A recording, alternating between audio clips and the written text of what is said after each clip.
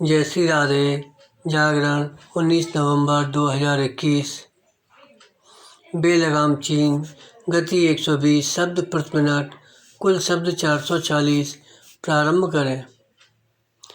सीमा विवाद पर हल करने के लिए भारत और चीन के बीच अगले दौर की बातचीत के ठीक पहले ऐसी खबरें आना शुभ संकेत नहीं कि चीन ने डोकलाम के निकट भूटान की सीमा पर 4 गांव बसा लिए हैं।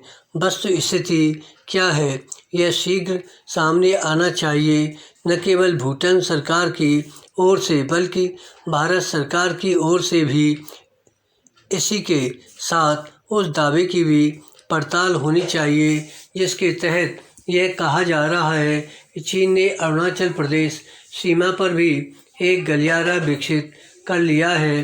कहीं वह गलियारा भी उसी तरह भारत से छीनी गई जमीन पर तो नहीं जैसे वह गांव है जिसका जिक्र अभी हाल में अमेरिकी रक्षा विभाग की एक रिपोर्ट में किया गया।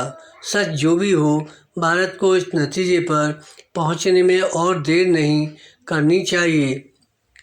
चीन बातचीत से सीमा विवाद को सुलझाने का इच्छुक नहीं और वह इंच दर इंच भारतीय सीमा की ओर बढ़ने के साथ विवादित क्षेत्रों में निर्माण कार्य करने में लगा हुआ है।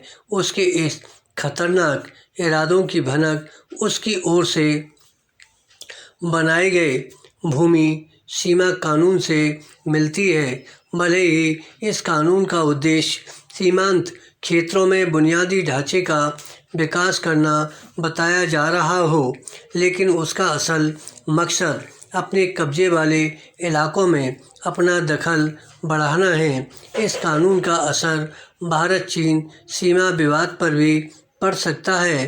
पैरा भारत इसकी भी अनदेखी नहीं कर सकता कि चीन एक अरसे से सीमावर्ती क्षेत्रों में सैन्य ढांचा मजबूत करने के साथ अपने बुनियादी ढांचे को भी विस्तार दे रहा है। वह इन क्षेत्रों में सड़क, रेल और हवाई नेटवर्क बढ़ाने के साथ लोगों को भी बसा रहा है।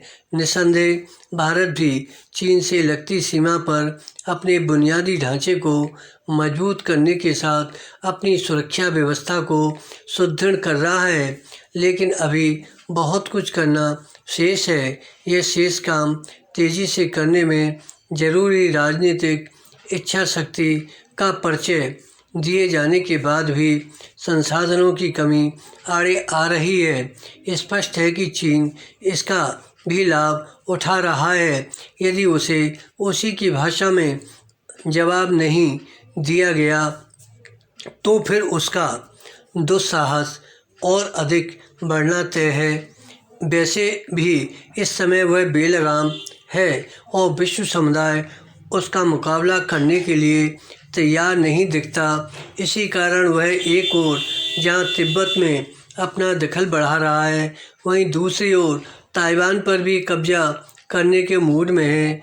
चीन जैसी शरारत पर आमादा है और जिस तरह शत्रु राष्ट्र जैसा व्यवहार कर रहा है, उसे देखते हुए यह साफ है कि रक्षात्मक रवैये के सहारे उससे नहीं निपटा जा सकता। धन्यवाद।